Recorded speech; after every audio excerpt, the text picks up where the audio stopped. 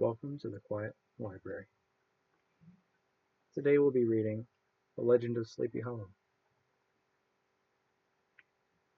The Legend of Sleepy Hollow, found among the papers of the late Diedrich Knickerbocker. A pleasant land of drowsy head it was, of dreams that wave before the half-shut eye, and of gay castles in the clouds that pass, forever flushing round a summer sky. Castle of Indolence. In the bosom of one of those spacious coves which indent the eastern shore of the Hudson, at that broad expansion of the river denominated by the ancient Dutch navigators the Tappan Zee, and where they always prudently shortened sail, and implored the protection of St. Nicholas when they crossed, there lies a small market town, or rural port, which by some is called Greensburg, but which is more generally and properly known by the name of Tarrytown. This name was given, we are told, in former days by the good housewives of the adjacent country, from the inveterate propensity of their husbands to linger about the village tavern on market days. Be that as it may, I do not vouch for the fact, but merely advert to it for the sake of being precise and authentic. Not far from this village, perhaps about 2 miles, there is a little valley, or rather lap of land among high hills, which is one of the quietest places in the whole world. A small brook glides through it, with just murmur enough to lull one to repose, and the occasional whistle of a quail or tapping of a woodpecker is almost the only sound that ever breaks in upon the uniform tranquillity. I recollect that when a stripling my first exploit in squirrel shooting was in a grove of tall walnut trees that shades one side of the valley. I had wandered into it at noontime, when all nature is peculiarly quiet, and was startled by the roar of my own gun, as it broke the Sabbath stillness around, and was prolonged and reverberated by the angry echoes. If ever I should wish for a retreat, whether I might steal from the world and its distractions, and dream quietly away the remnant of a troubled life, I know of none more promising than this little valley. From the listless repose of the place, and the peculiar character of its inhabitants, who are descendants from the original Dutch settlers, this sequestered glen has long been known by the name of Sleepy Hollow, and its rustic lads are called the Sleepy Hollow Boys throughout all the neighboring country. A drowsy, dreamy influence seems to hang over the land and to pervade the very atmosphere. Some say that the place was bewitched by a high German doctor during the early days of the settlement. Others, that an old Indian chief, the prophet or wizard of his tribe, held his powwows here before the country was discovered by Master Hendrik Hudson. Certain it is, the place still continues under the sway of some witching power that holds a spell over the minds of the good people, causing them to walk in a continual reverie. They are given to all kinds of marvelous beliefs, are subject to trances and visions, and frequently see strange sights and hear music and voices in the air. The whole neighborhood abounds with local tales, haunted spots, and twilight superstitions. Stars shoot and meteors glare oftener across the valley than in any other part of the country, and the nightmare, with her whole ninefold, seems to make it the favorite scene of her gambols.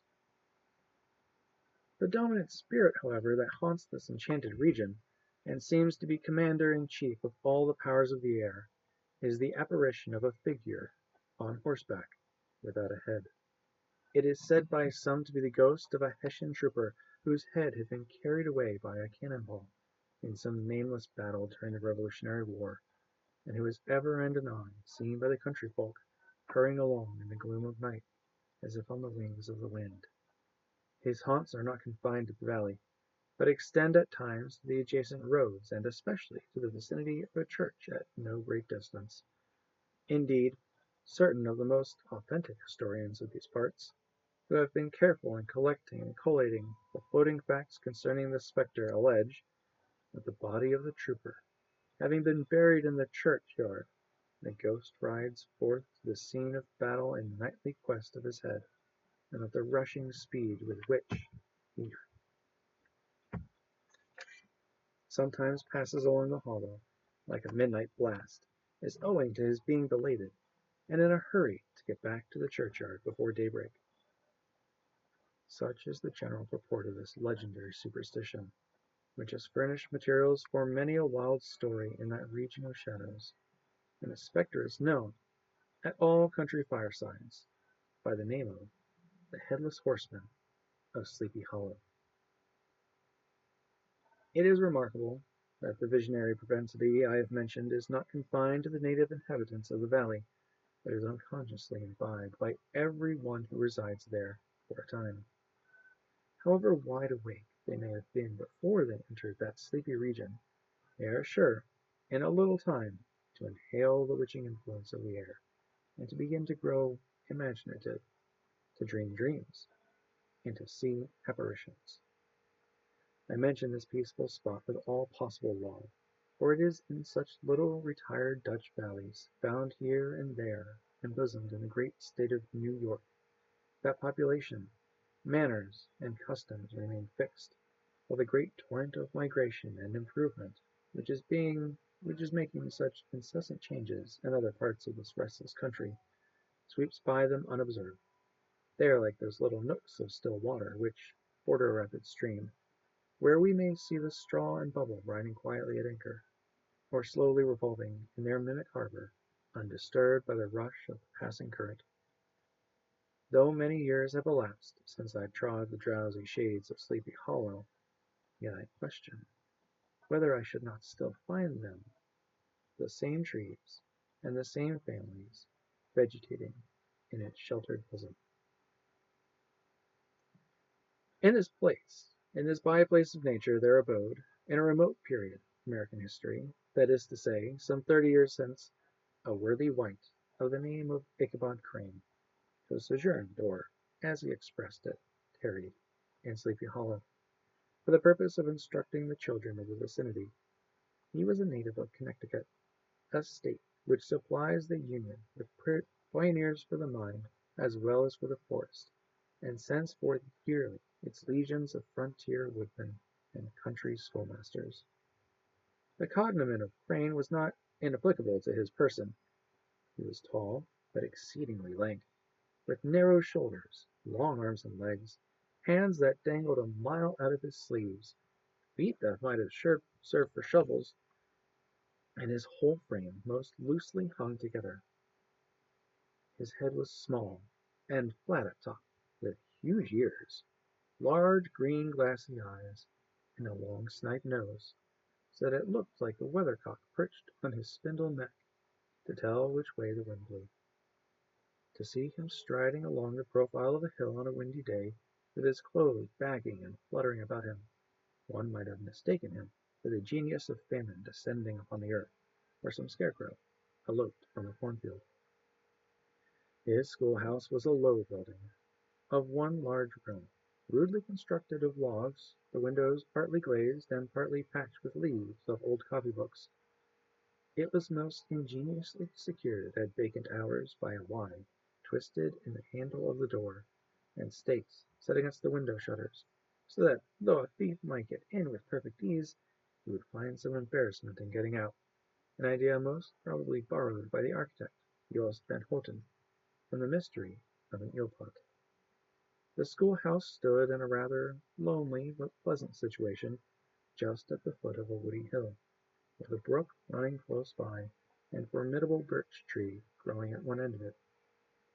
From hence the low murmur of his pupils' voices, conning over their lessons, might be heard of a drowsy summer's day, like the hum of a beehive, interrupted now and then by the authoritative voice of the master, in the tone of menace, or command, or, peradventure, by the appalling sound of the birch, as he urged some tardy loiterer along the flowery path of knowledge. Truth to say, he was a conscientious man, and ever bore in mind the golden maxim, "Spare the rod." and spoil the child. Ichabod Crane's scholars certainly were not spoiled. I would not have it imagined, however, that he was one of those cruel potentates of the school who joy in the smart of their subjects. On the contrary, he administered justice with discrimination rather than severity, taking the burden off the backs of the weak and laying it on those of the strong. Your mere puny stripling that winced at the least flourish of the rod was passed by with indulgence. If the claims of justice were satisfied by inflicting a double portion on some little tough wrong-headed broad-skirted Dutch urchin, who sulked and swelled and grew dogged and sullen beneath the birch. All this he called doing his duty by their parents, and he never inflicted a chastisement without following it by the assurance, so consolatory to the smarting urchin, that he would remember it and thank him for it in the longest day he had to live. When school hours were over, he was even the companion and playmate of the larger boys, and on holiday afternoons would convoy some of the smaller ones home, who happened to have pretty sisters, or good housewives from others, noted for the comforts of the cupboard. Indeed, it behooved him to keep on good terms with his pupils. The revenue arising from his school was small, and would have been scarcely sufficient to furnish him with daily bread, for he was a huge feeder, and though lank, had the dilating powers of an anaconda. But to help out his maintenance, he was, according to country custom in those parts, boarded and lodged at the houses of the farmers whose children he instructed. With these he lived successively a week at a time, thus going the rounds of the neighborhood, with all his worldly effects tied up in a cotton handkerchief. That all this might not be too onerous on the purses of his rustic patrons, who are apt to consider the costs of schooling a grievous burden, and schoolmasters as mere drones, he had various ways of rendering himself both useful and agreeable. He assisted the farmers occasionally in the lighter labors of their farms, helped to make hay, mended the fences, took the horses to water, drove the cows from pasture, and cut wood for the winter fire. He laid aside, too, all the dominant dignitary and absolute sway with which he lorded it in his little empire, the school, and became wonderfully gentle and ingratiating. He found favor in the eyes of the mothers by petting the children, particularly the youngest, and like the lion bold, which, while on so magnanimously the land did hold, he would sit with a child on one knee, and rock a cradle with his foot for whole hours together. In addition to his other vocations, he was the singing master of the neighborhood, and picked up many bright shillings in instructing the young folks in psalmody. It was a matter of no little vanity to him on Sundays to take his station in front of the church gallery, with a band of chosen singers, where, in his own mind, he completely carried away the palm from the parson. Certain it is, his voice resounded far above all the rest of the congregation, and there are peculiar quavers still to be heard in that church, and which may even be heard a half-mile off, quite to the opposite side of the mill-pond, of a still Sunday morning, which are said to be legitimately descended from the nose of Ichabod Crane. Thus, by device little makeshifts, in that ingenious way which is commonly denominated by hook and by crook, the worthy pedagogue got on tolerably enough, and was thought by all who understood nothing of the labor of head-work to have a wonderfully easy life of it. The schoolmaster is generally a man of some importance in the female circle of a rural neighborhood, being considered a kind of idle gentleman, like personage, of vastly superior taste and accomplishments to the rough country swains, and indeed inferior in learning only to the parson. His appearance, therefore, is apt to occasion some little stir at the tea-table of a farmhouse, and the addition of a supernumerary dish of cakes or sweetmeats, or, peradventure, the parade of a silver teapot. Our man of letters, therefore, was peculiarly happy in the smiles of all the country damsels. How he would figure among them in the churchyard, between the services on Sundays, gathering grapes for them from the wild vines that overrun the surrounding trees, reciting for their amusement all the epitaphs of the tombstones, or sauntering, with a whole bevy of them, along the banks of the adjacent mill-pond, while the more bashful country bumpkins hung sheepishly back, envying his superior elegance and address. From his half-itinerant life, also, he was a kind of traveling gazette, carrying a whole budget of local gossip from house to house, so that his appearance was always greeted with satisfaction. He was, moreover, esteemed by the women as a man of great erudition, for he had read several books quite through, and was a perfect master of Cotton Mather's History of New England Witchcraft, in which, by the way, he most firmly and potently believed. He was in fact an odd mixture of small shrewdness and simple credulity. His appetite for the marvelous and his powers of digesting it were equally extraordinary, and both had been increased by his residence in this spellbound region. No tale was too gross or monstrous for his capacious swallow. It was often his delight, after his school was dismissed of an afternoon, to stretch himself on the rich bed of clover bordering the little brook that whimpered by his schoolhouse, and there con over old Mather's direful tales, until the gathering dusk of evening made the printed page a mere mist before his eyes.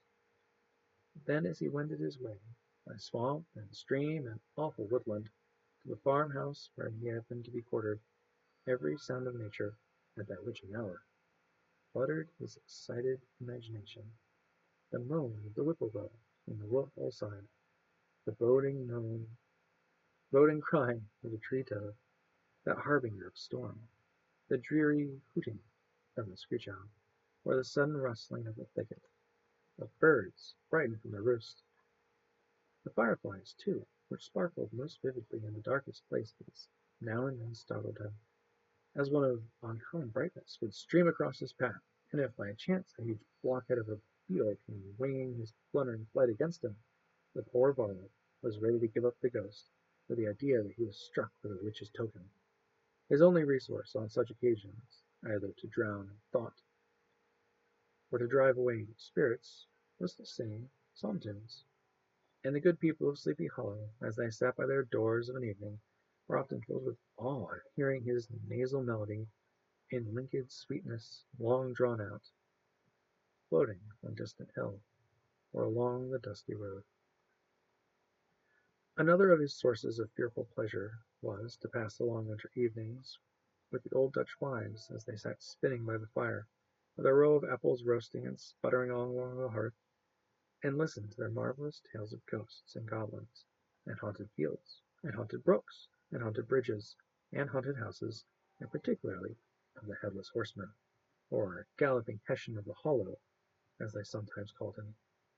He would delight them equally by his anecdotes of witchcraft, and of the direful omens and portentous sights and sounds in the air, which prevailed in the earlier times of Connecticut, and would frighten them woefully with his speculations upon comets and shooting stars, and with the alarming fact that the world did absolutely turn round, that they were half the time topsy-turvy.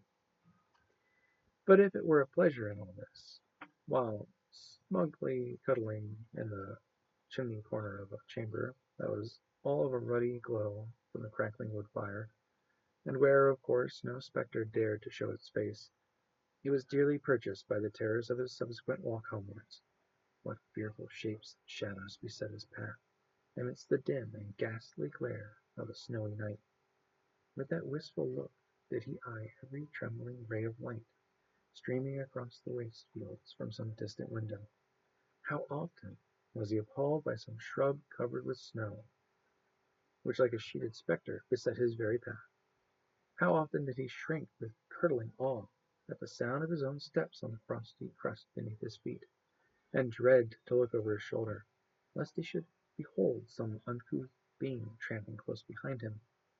And how often was he thrown into complete dismay by some rushing blast, howling among the trees, in the idea that it was the galloping Hessian on one of his nightly scourings. All these, however, were mere terrors of the night, phantoms of the mind, that walk in darkness, and though he had seen many spectres in his time, and been more than once beset by Satan in divers shapes, in his lonely perambulations, yet daylight could end all these evils, and he would have passed a pleasant life of it, and despite of the devil and all his works, if his path had not been crossed by a being that causes more perplexity to mortal man than ghosts, goblins, and the whole race of witches put together, and that was a woman. Among the musical disciples who assembled one evening in each week to receive his instrumentations in psalmody was Katrina Van Tassel, the daughter and only child of a substantial Dutch farmer. She was a blooming lass of fresh 18, plump as a partridge, ripe and melting and rosy-cheeked as one of her father's peaches, and universally famed, not merely for her beauty, but her vast expectations. She was withal a little of a coquette, and might be perceived even in her dress, which was a mixture of ancient and modern fashions, as most suited to set off her charms. She wore the ornaments of pure yellow gold, which her great-grandmother had brought over from Sardom, the tempting stomacher of the olden time, with a provokingly short petticoat, to display the prettiest foot and ankle in the country round. Ichabod Crane had a soft and foolish heart toward the sex, and it was not to be wondered at that so tempting a morsel soon found favor in his eyes, more especially after he had visited her in her paternal mansion. Old Baltus Van Tassel was a perfect picture of a thriving, contented, liberal-hearted farmer. He seldom, it is true, set either his eyes or his thoughts beyond the boundaries of his own farm, but within those everything was snug, happy, and well-conditioned. He was satisfied with his wealth, but not proud of it, and piqued himself upon the hearty abundance, rather than the style in which he lived. His stronghold was situated on the banks of the Hudson, in one of those green, sheltered, fertile nooks in which the Dutch farmers are so fond of nestling. A great elm tree spread its broad branches over it, at the foot of which bubbled up a spring of the softest and sweetest water, and a little well, formed of a barrel, and then stole sparkling away through the grass to a neighboring brook that babbled along the alders and dwarf willows. Hard by the farmhouse was a vast barn that might have been served for a church, every window and crevice of which seemed bursting forth with the treasures of the farm. The flail was busily resounding within it from morning to night. Swallows and martins skimmed twittering about the eaves, and rows of pigeons, some with one eye turned up as if watching the weather, some with their heads under their wings, or buried under their bosoms, and others swelling and cooing, and bowing about their dames, or enjoying the sunshine on the roof. Sleek, unwieldy porkers were grunting in the repose and abundance of their pens, from whence sally forth, now and then, troops of sucking pigs, as if to snuff the air. A stately squadron of snowy geese were riding in an adjoining pond, convoying whole fleets of ducks. Regiments of turkeys were gobbling through the farmyard, and guinea fowls fretting about it like ill-tempered housewives, with their peevish, discontented cry. Before the barn door strutted a gallant cock, that pattern of a husband, a warrior, and a fine gentleman, clapping his burnished wings, and crowing in the pride and gladness of his heart, sometimes tearing up the earth with his feet, and then generously calling in his ever-hungry family of wives and children to enjoy the rich morsel which he had discovered. The pedagogue's mouth watered as he looked upon this sumptuous promise of luxurious winter fare.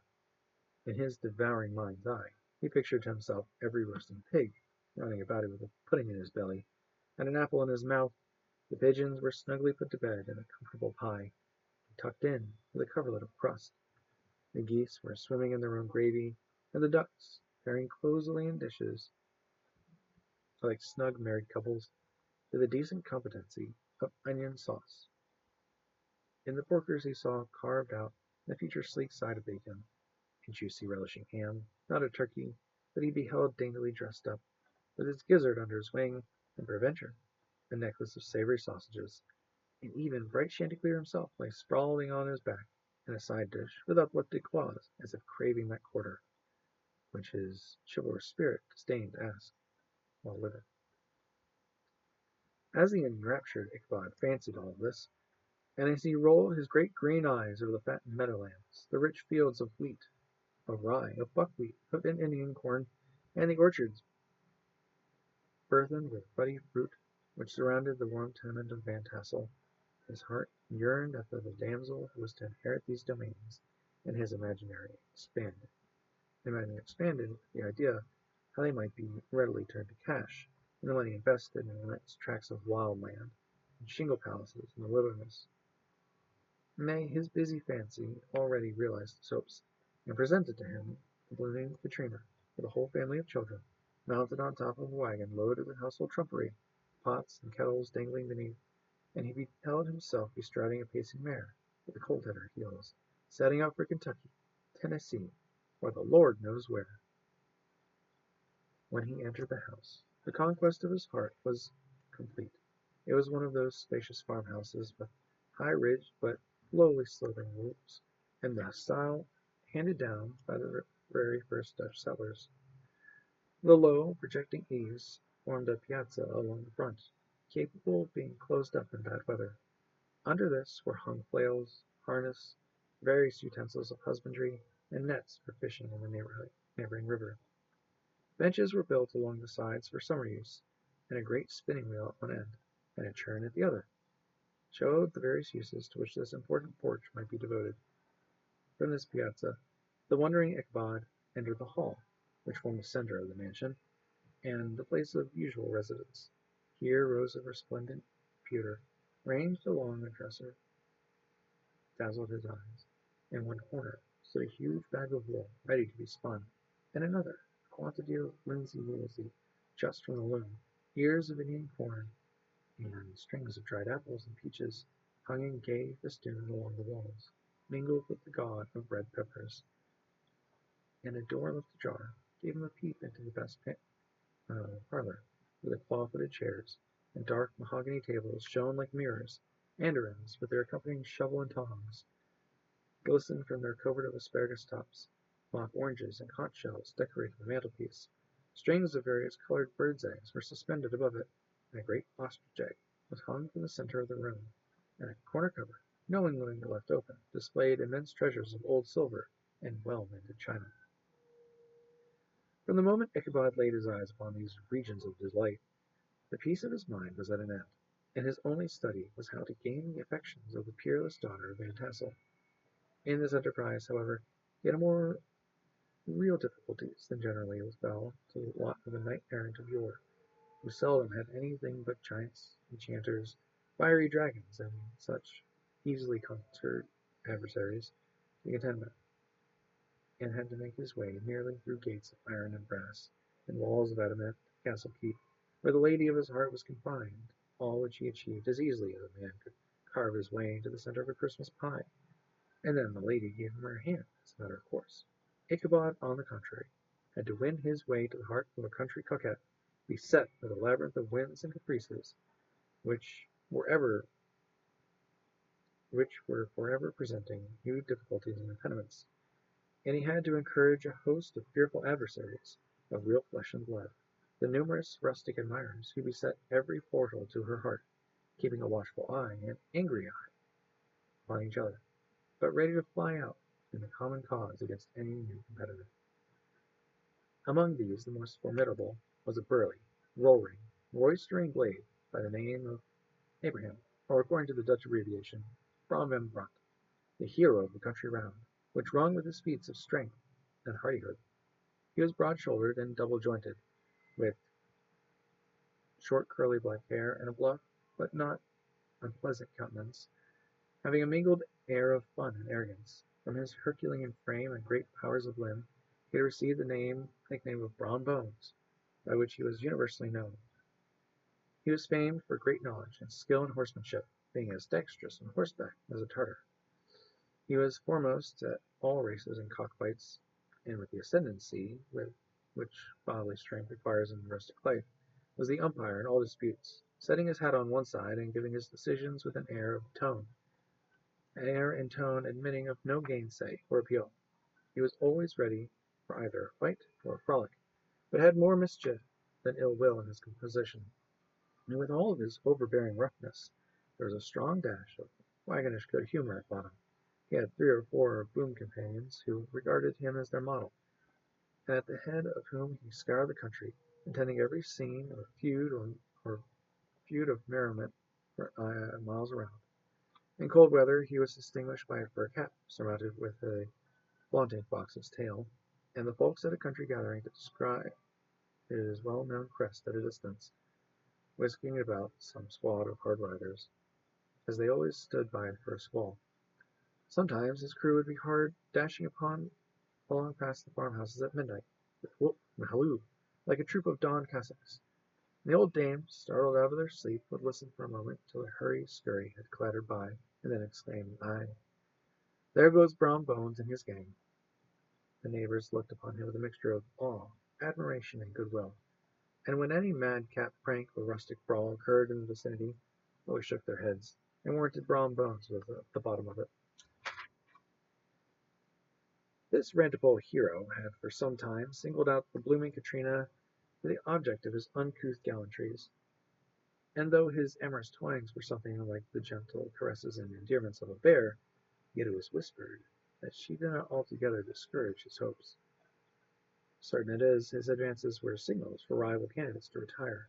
He felt no inclination to cross a line in his amours, insomuch that when his horse was seen tied to Van Tassel's paling of a Sunday night, a sure sign that his master was courting, or, as it is termed, sparking within, all other suitors passed by in despair, and carried the war into other quarters. Such was the formidable rival with whom Ichabod Crane had to contend, and, considering all things, a stouter man than he would have shrunk from the competition, and a wiser man would have despaired. He had, however, a happy mixture of pliability and perseverance in his nature. He was in form and spirit like a supple jack, yielding but tough. Though he bent, he never broke, and though he bowed beneath the slightest pressure, yet the moment it was away, jerk, he was erect, and carried his head as high as ever. To have taken the field openly against his rival would have been madness, for he was not a man to be thwarted in his amours any more than a stormy lover Achilles. Ichabod, therefore, made his advances in a quiet and gently insinuating manner. Under cover of his character of singing master, he made frequent visits at the farmhouse. Not that he had anything to apprehend from the meddlesome interference of parents, which is so often a stumbling block in the path of lovers. Bald Van Tassel was an easy, indulgent soul. He loved his daughter better than even his pipe, and, like a reasonable man, and an excellent father, let her have her way in everything. His notable wife, too, had enough to do to attend to her housekeeping and manage her poultry, for, as she sagely observed, ducks and geese are foolish things, and must be looked after, but girls can take care of themselves. Thus, while the busy dame bustled about the house, or plied her spinning wheel at one end of the piazza, honest Bolt would sit smoking his evening pipe at the other, watching the achievements of a little wooden warrior, who, armed with a sword in each hand, was most valiantly fighting the wind on the pinnacle of the barn. In the meantime, Ichabod would carry on his suit with the daughter by the side of the spring under the great elm, or sauntering along in the twilight, that hour so favorable to the lover's eloquence. I profess not to know how women's hearts are wooed and won. To me they have always been matters of riddle and admiration. Some seem to have but one venerable point, or door of access, while others have 1,000 avenues, and may be captured in 1,000 different ways.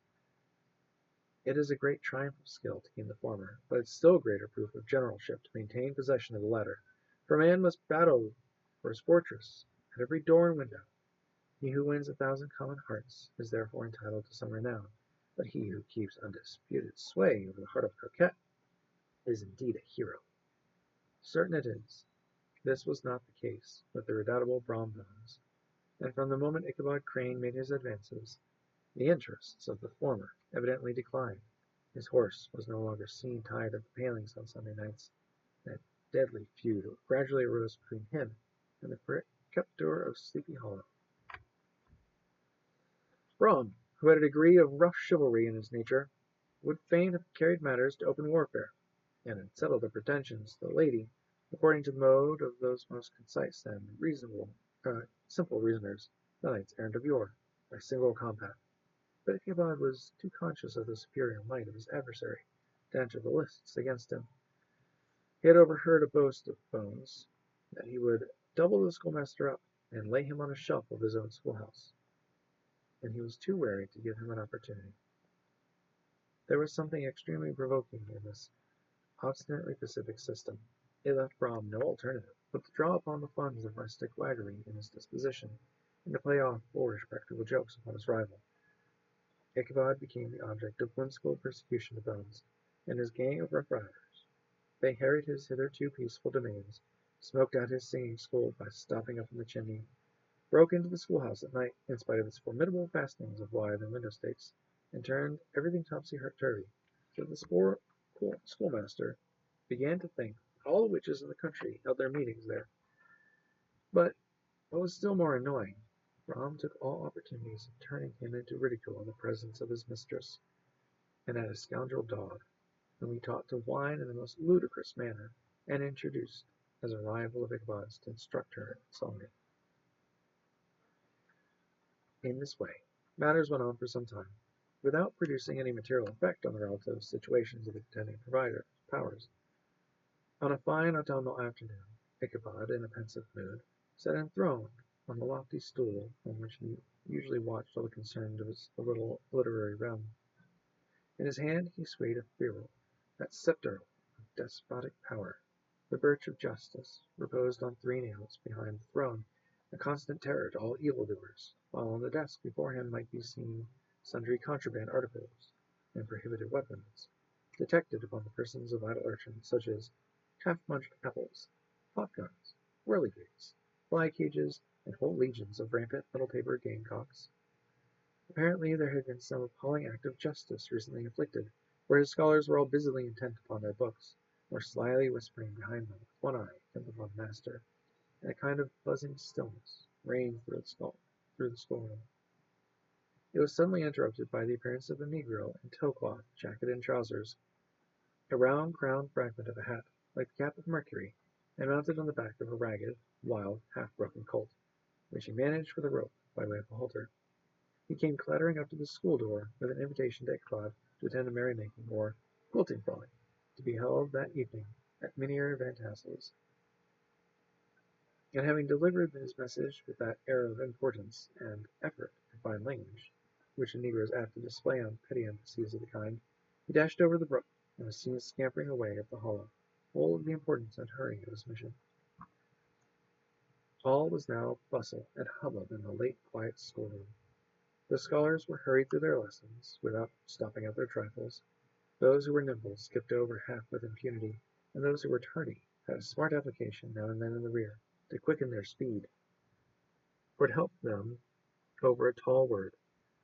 Books were flung aside, without being put away on the shelves, inkstands were overturned, benches thrown down, and the whole school was turned loose an hour before the usual time, bursting forth like a legion of young imps, yelping and racketing about the green, in the joy at their early emancipation.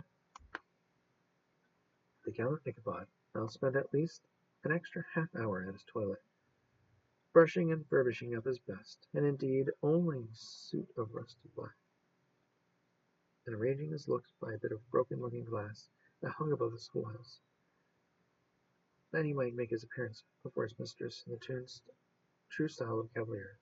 He borrowed a horse from the farmer with whom he was domiciliated, a choleric old Dutchman of the name of Hans Van Ripper, and thus gallantly mounted, issued forth like a knight-errant in quest of adventures.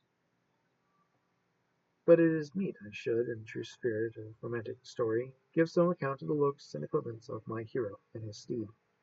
The animal he bestrode was a broken-down plough-horse that had outlived almost everything but his viciousness. He was a gaunt and shagged, with a ewe neck and a head like a hammer. His rusty mane and tail were tangled and knotted with burrs. One eye had lost its pupil, and was glaring and spectral, but the other had a gleam of a genuine devil in it. Still, he must have had fire and metal in his day, if we may judge from the name he bore of Gunpowder. He had, in fact, been a favorite steed of his master's, the choleric Van Ripper, who was a furious rider, and had infused very probably some of his own spirit into the animal. For, old and broken down as he looked, there was more of the lurking devil in him than in any young filly in the country. Ichabod was a suitable figure for such a steed. He rode with short stirrups, which he brought to his knees clearly up to the pommel of the saddle. His sharp elbows stuck out like grasshoppers. He carried his whip perpendicularly in his hand like a sceptre, and his horse jogged on. The motion of its arms was not unlike the flapping of a pair of wings. A small wool hat rested on the top of his nose, for so his scanty strip of forehead might be called, and the skirts of his black coat, fluttered out almost to the horse's tail. Such was the appearance of Ichabod and his steed, as they shambled out of the gate of Hans Van Ripper, and it was altogether such an apparition as is seldom to be met in broad daylight. As it was, as I have said, a fine autumnal day. The sky was clear and serene, and nature wore that rich and golden livery which we always associate with the idea of abundance. The forests had put on their sober brown and yellow, while some trees of the tenderer kind had been nipped by the frosts into brilliant dyes of orange, purple, and scarlet. Streaming files of wild ducks began to make their appearance high in the air. The bark of the squirrel might be heard from the groves of beech and hickory nuts, and the pensive whistle of the quail at intervals in the neighboring stubble field. Small birds were taking their farewell banquets. In the fullness of their revelry they fluttered, chirping and frolicking, from bush to bush, and tree to tree, capricious from the very profusion and variety around them. There was the honest cock-robin, the favorite game of stripling sportsmen, with its loud, querulous note, and the twittering blackbirds flying in sable clouds, and the gold-winged woodpecker, with his crimson chest, his broad black gorget, and splendid plumage, and the cedar bird, with its red-tipped wings and yellow-tipped tail, and its little Montero cap of feathers, and the blue jay, that noisy coxcomb, in his gay light blue coat and white underclothes, screaming, and chattering, nodding, and bobbing, and bowing, and pretending to be on good terms with every songster of the grove. As Ichabod jogged slowly along his way, his eye ever open to every symptom of culinary abundance, ranged with delight over the treasures of jolly autumn. On all sides he beheld vast store of apples, some hanging in oppressive opulence on the trees, some gathered into baskets and barrels for the market, others heaped up in rich piles for the cedar press. Further on, he beheld great fields of Indian corn, with its golden ears peeping from their leafy coverlets, and holding out the promise of cakes and hasty pudding, and the yellow pumpkins laying beneath them, turning up their fair round bellies to the sun, and giving ample prospects of the most luxurious supplies. And anon he passed the fragrant buckwheat fields, breathing in the odor of the beehive, and as he beheld them, songs and anticipations stole over his mind of dainty slapjacks, well buttered, and garnished with honey or treacle by the delicate little dimpled hand of Katrina Van Tassel. Thus feeding his mind with many sweet thoughts and sugared suppositions, he journeyed along the sides of a range of hills which look out upon some of the goodliest scenes of the mighty Hudson. The sun gradually wheeled its broad disk down into the west. The wide bosom of the Tappan Zee lay motionless and glassy, excepting here and there a gentle undulation waved and prolonged to the blue shadow of the distant mountain. A few amber clouds floated by in the sky without a breath of air to move them. The horizon was of a fine golden tint, changing gradually into a purple, pure apple green, and from that into the deep blue of the mid-heaven. A slanting ray lingered on the woody crests of the precipices that overhung some parts of the river, giving greater depth to the dark gray and purple of their rocky sides. A sloop was loitering in the distance, dropping slowly down with the tide, her sail hanging uselessly against the mast, and, as the reflection of the sky gleamed along the still water, it seemed as if the vessel was suspended in the air. It was toward evening that Ichabod arrived at the castle of the Vizier Van Tassel, which he found thronged with the pride and flower of the adjacent country, old farmers, a spare, leather-faced race, in homespun coats and breeches, blue stockings, huge shoes, and magnificent pewter buckles, their brisk, withered little dames, in close-crimped caps, long-waisted short gowns, homespun petticoats, with scissors and pincushions and gay calico pockets hanging on the outside, buxom lasses, almost as antiquated as their mothers, excepting they wear a straw hat, a fine riband, or perhaps a white frock, these symptoms of city innovation. The sons, in short square-skirted coats with rows of stupendous brass buttons, and their hair generally queued, the fashion of the times, especially if they could procure an eel-skin for the purpose, it being esteemed through the country as a potent nourisher and strengthener of the hair. Brom Bones, however, was the hero of the scene, having come to the gathering on his favorite steed, Daredevil, a creature like himself, full of mettle and mischief,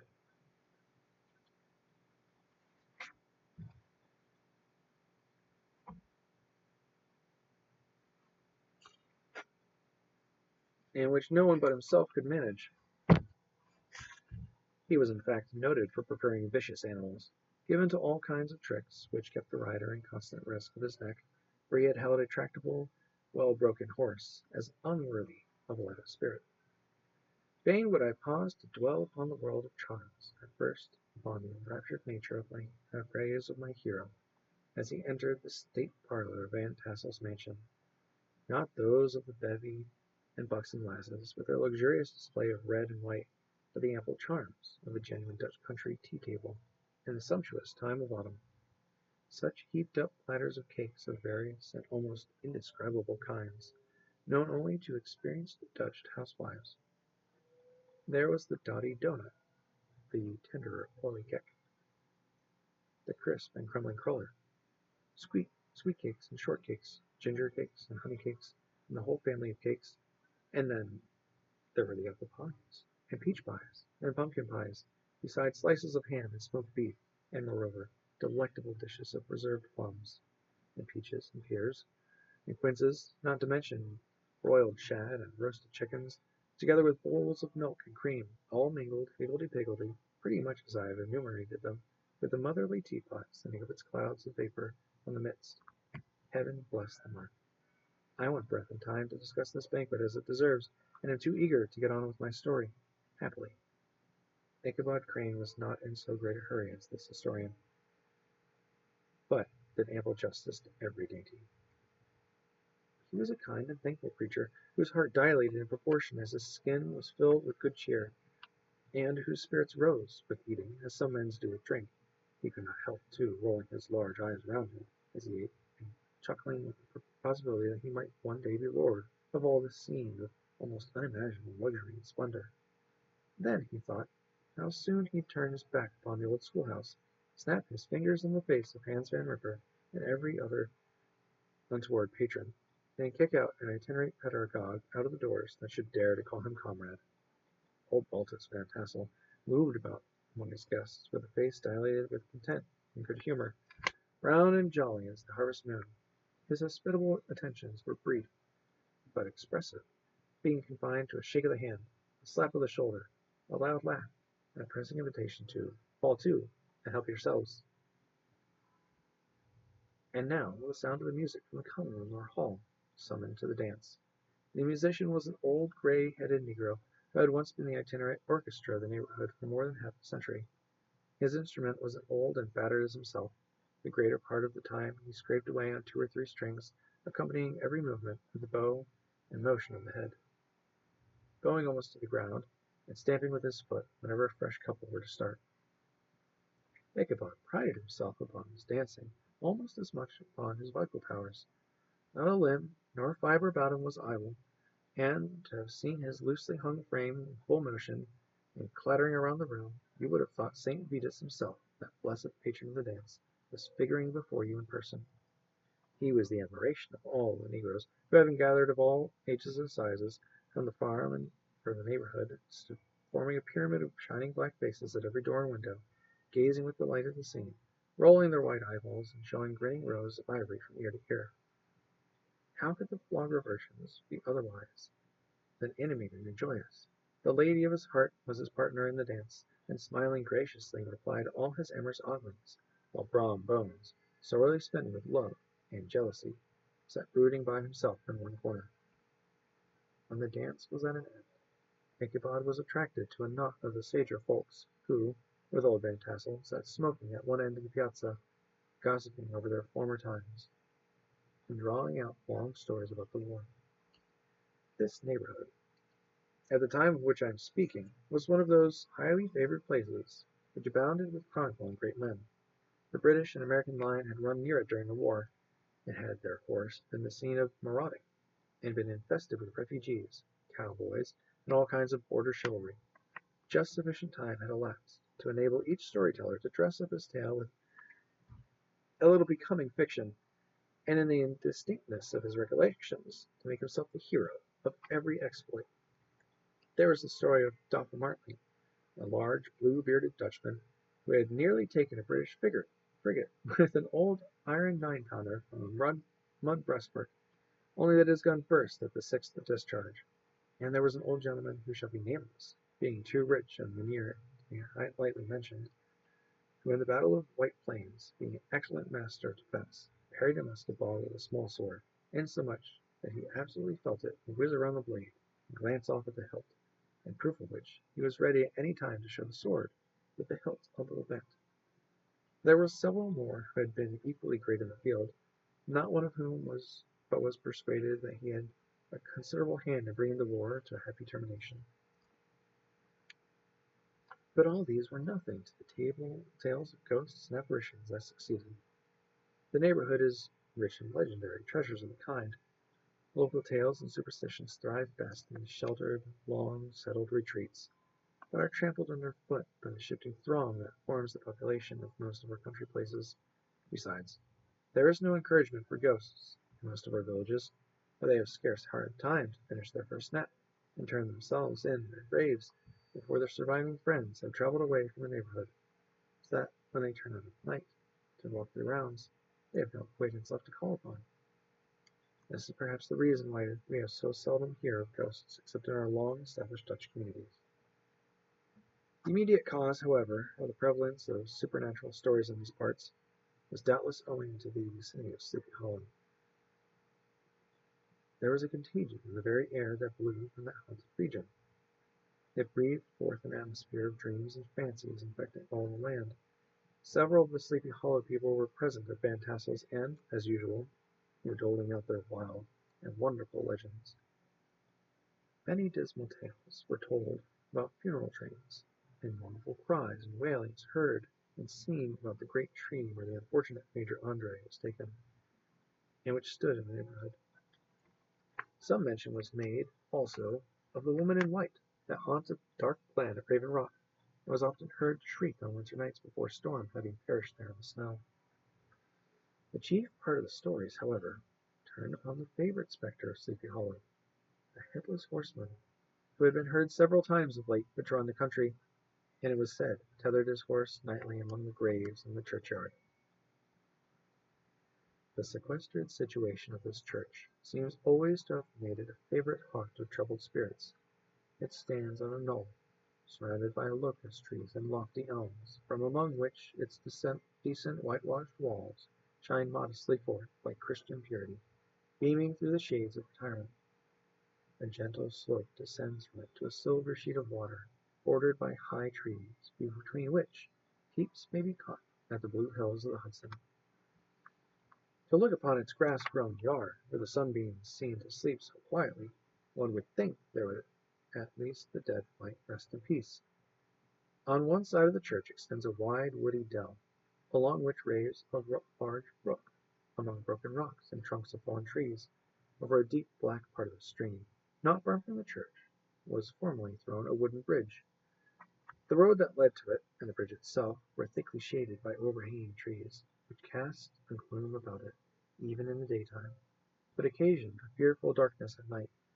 Such was one of the favorite haunts of the Headless Horseman, and the place where he was the most frequently encountered. The tale was told of old Brewer, a most heretical disbeliever in ghosts, how he met the horseman returning from his foray into Sleepy Hollow, and was obliged to get up behind him, how they galloped over bush and brake, over hill and swamp, until they reached the bridge, when the horseman suddenly turned into a skeleton, threw old Brewer into the brook, and sprang away over the treetops with a clap of thunder.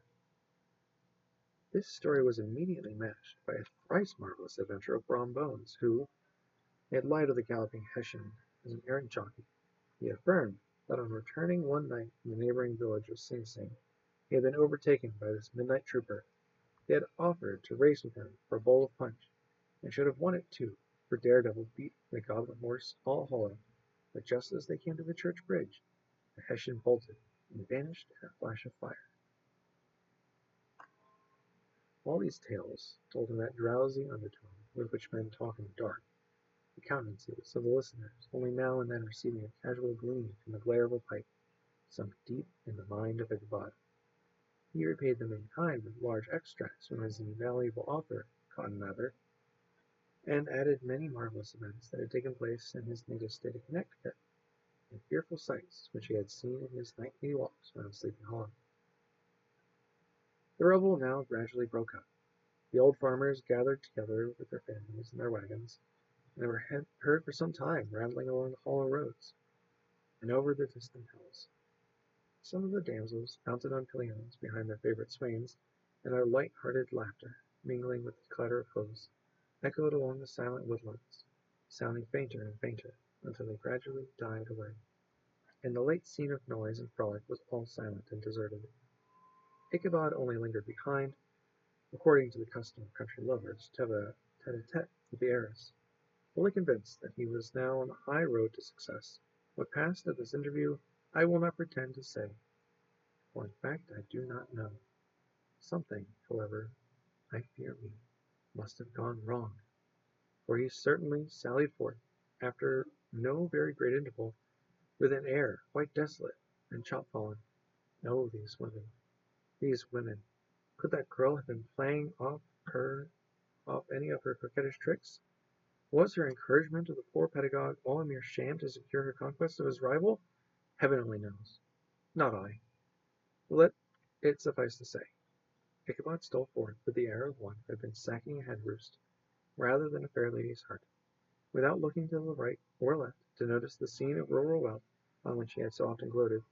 He went straight to the stable, and with several hearty cuffs and kicks, roused his steed most uncourteously from the comfortable quarters in which he was soundly sleeping, dreaming of mountains of corn and oats, and whole valleys of timothy and clover. It was the very witching time of night that Ichabod, heavy-hearted and crestfallen, pursued his travel homewards along the sides of the lofty hills which rise above Tarrytown, and which he had traversed so cheerily this afternoon. The hour was as dismal as himself. Far below him, the Tappan Zee spread its dusky and indistinct waste of waters, with here and there the tall mast of a sloop riding quietly at anchor under the land. In the dead hush of midnight, he could even hear the barking of a watchdog from the opposite shore of the Hudson, but it was so vague and faint as to only give an idea of his distance from his faithful companion of man. Now and then, too, the long-drawn crowing of a cock accidentally awakened, which sounded far, far off, from some farmhouse away among the hills, but it was like a dreaming sound in his ear. No signs of life occurred near him, but occasionally the melancholy chirp of a cricket, or perhaps the guttural twang of a bullfrog from a neighboring marsh, as if sleeping uncomfortably and turning suddenly in his bed. All the stories of ghosts and goblins that he had heard in the afternoon now came crowding upon his recollection. The night grew darker and darker. The stars seemed to sink deeper in the sky, and driving clouds occasionally hid them from his sight. He had never felt so lonely and dismal.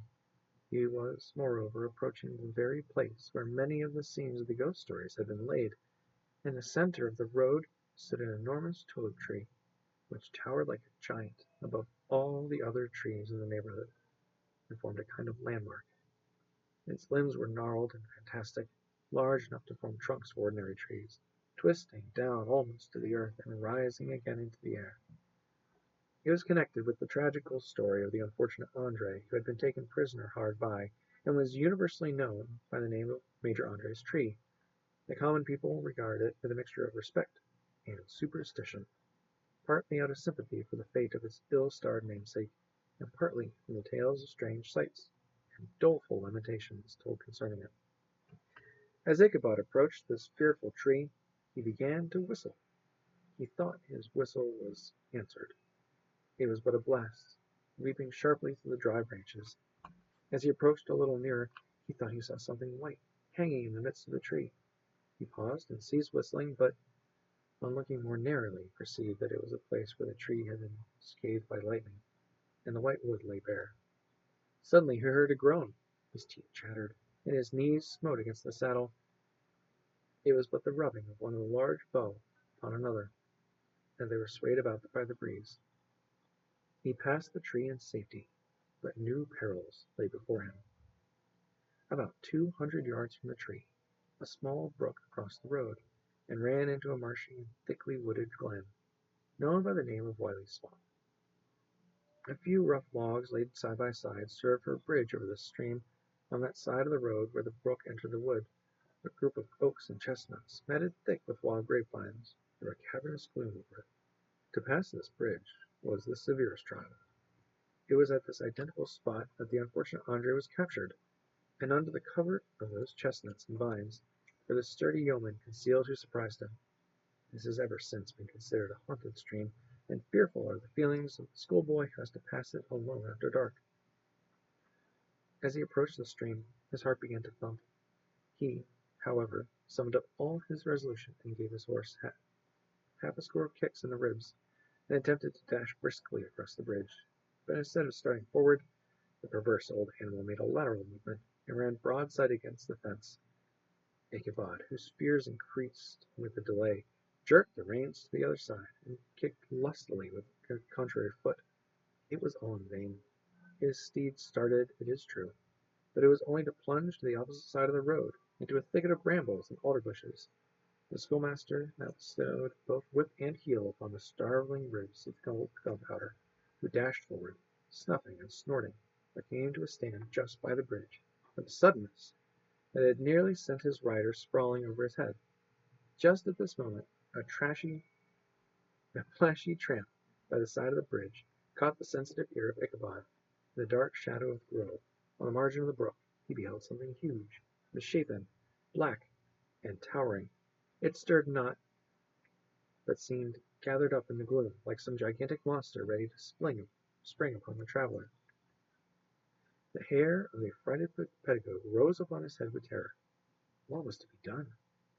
To turn and fly was now too late, and besides, what chance was there of escaping ghost or goblin, if such as it was, which could ride upon the wings of the wind? Summoning up, therefore, a show of courage, he demanded, in stammering accents, "Who are you?"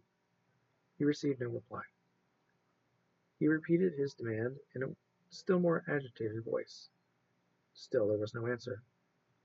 Once more he cudgelled the sides of the inflexible Gunpowder, and shuddering his eyes broke forth with an involuntary fervor into a psalm tune. Just then the shadowy object of alarm put itself into motion, and with a scramble and bound stood at once in the middle of the road. Though the night was dark and dismal, yet the form of the unknown might now in some degree be ascertained.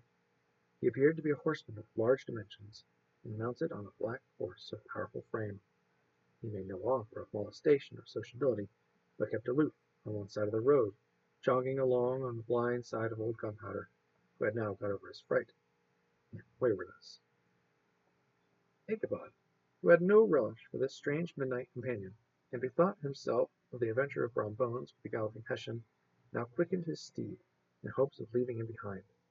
The stranger, however, quickened his horse to an equal pace. Ichabod pulled up and fell into a walk, thinking to lag behind. The other did the same. His heart began to sink within him. He endeavored to resume his psalm tune, but his parched tongue clove to the roof of his mouth, and he could not utter a stave. There was something in the moody and dogged silence of his pertinacious companion that was mysterious and appalling. It was soon fearfully accounted for. On mounting a rising ground, which brought the figure of his fellow traveler in relief against the sky, gigantic in height and muffled in a cloak, Ichabod was horror-struck on perceiving that he was headless. But his horror was still more increased on observing that the head, which should have rested on his shoulders, was carried before him on the pommel of the saddle. His terror rose to desperation. He rained a shower of kicks and blows upon Gunpowder, hoping by a sudden movement to give his companion the slip, but the spectre started full jump with him, and away then they dashed through the thick and thin, stones flying, sparks flashing at every bound. Ichabod's flimsy garment spluttered in the air as he stretched his long, lank body away over his horse's head in the eagerness of his flight. They had now reached the road which turns off to Sleepy Hollow, but Gunpowder, who seemed possessed with a demon, instead of keeping up it, made an opposite turn. and plunged headlong downhill to the left. This road leads through a sandy hollow shaded by trees for about a quarter of a mile, where it crosses the bridge famous in goblin story, and was just beyond the swells of the green knoll on which stands the whitewashed church. As yet the panic of the steed had given his unskilful rider an apparent advantage in the chase, but as just he had got half-way through the hollow, the girths of the saddle gave way, and it fell slipping from under him. He seized it by the pommel, and endeavored to hold it firm, but in vain. He had just time to save himself by clasping old Gunpowder around the neck, when the saddle fell to the earth, and he heard it trampled under foot by his pursuer. For a moment the terror of Hans Van Ripper's wrath passed across his mind, for it was his Sunday saddle, but this was no time for petty fears. The goblin was hard on his haunches, and, unskilful rider that he was, he had much ado to maintain his seat, sometimes slipping on one side, sometimes on another, and sometimes jolted on the high ridge of his horse's backbone with a violence that he verily feared would cleave him asunder. An opening in the trees now cheered him with the hopes that the church bridge was at hand. The wavering reflection of a silver star in the bosom of the brook told him that he was not mistaken. He saw the walls of the church dimly glaring under the trees beyond. He recollected the place where Bronbone's ghostly competitor had disappeared. If I can just but reach that bridge, thought Ichabod, I am safe. But just then he heard the black steed panting and blowing close behind him. He even fancied that he felt his hot breath. Another convulsive kick in the ribs, and old Gunpowder sprung up on the bridge. He thundered over the resounding planks. He gained the opposite side, and now Ichabod cast a look behind to see if his pursuer should vanish, according to rule, in a flash of fire and brimstone. Just then he saw the goblin arising in his stirrups, in the very act of hurling his head at him. Ichabod endeavored to dodge the horrible missile, but too late, and encountered his cranium with a tremendous crash. He was tumbled headlong into the dust, and Gunpowder, the black steed, and the goblin rider passed by like a whirlwind. The next morning the old horse was found without his saddle, and with the saddle under his feet, and with the bridle under his feet, soberly cropping the grass at his master's gate. Ichabod did not make his appearance at breakfast. Dinner hour came, but no Ichabod. The boys assembled at the schoolhouse, and strolled idly about the banks of the brook, but no schoolmaster. Hans Van Ripper now began to feel some uneasiness about the fate of poor Ichabod and his saddle. An inquiry was set on foot, and after a diligent investigation they came upon his traces. In one part of the road leading to the church was found the saddle, trampled in the dirt, the tracks of horses' hoofs deeply dented in the road, and evidently at fierce speed, were traced to the bridge, beyond which, on the bank of the broad part of the brook, where the water ran deep and black, was found the hat of an unfortunate Ichabod, and close beside it a shattered pumpkin. The brook was searched, but the body of the schoolmaster was not to be discovered. Hans Van Ripper, as executor of his estate, examined a bundle which contained all of his worldly effects. They consisted of 2 shirts and a hat, 2 stocks for the neck, a pair or 2 of worsted stockings, an old pair of corduroy small clothes, a rusty razor, a book of psalm tunes, full of dog ears, and a broken pitch pipe.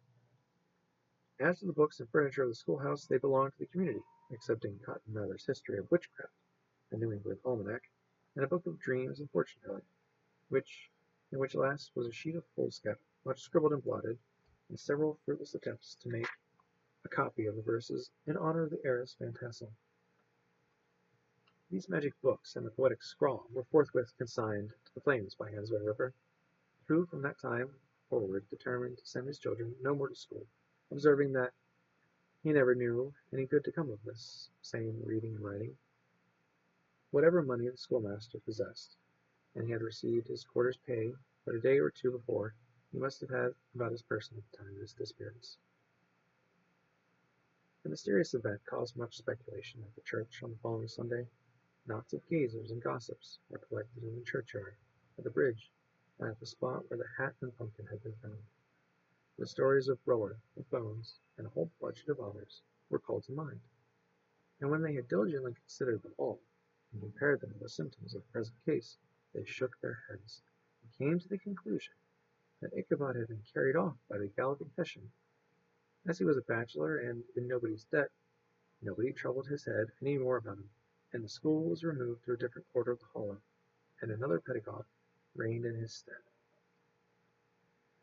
It is true, an old farmer, who had been down to New York on a visit several years after, and from whom this account of the ghostly adventure was received, brought home the intelligence that Ichabod Crane was still alive, that he had left the neighborhood partly through fear of the goblin and Hans Van Ripper, and partly in mortification at having been suddenly dismissed by the heiress. That he had changed his quarters to a distant part of the country, had kept school and studied law at the same time, and had been admitted to the bar, turned politician, electioneered, written for the newspapers, and finally been made a justice of the 10-pound court. Brombos, too, shortly after his rival's disappearance conducted the blooming Katrina triumph to the altar, was observed to look exceedingly knowing whenever the story of Ichabod was related, and always burst into a hearty laugh at the mention of the pumpkin, which led some to suspect that he knew more about the matter than he chose to tell. The old country wise, however, who are the best judges of these matters, maintain to this day that Ichabod was spirited away by the supernatural means, and his favorite story often told by the neighborhood round the winter evening fire. The bridge became, more than ever, an object of superstitious awe, and that may be the reason why the road has been altered of late years, so as to approach the church by the border of the mill pond.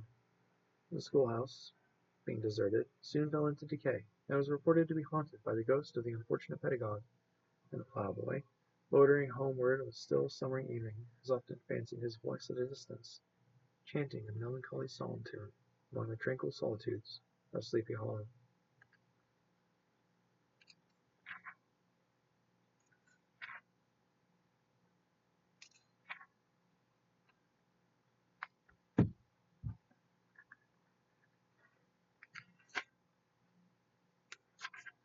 So ends the tale, The Legend of Sleepy Hollow.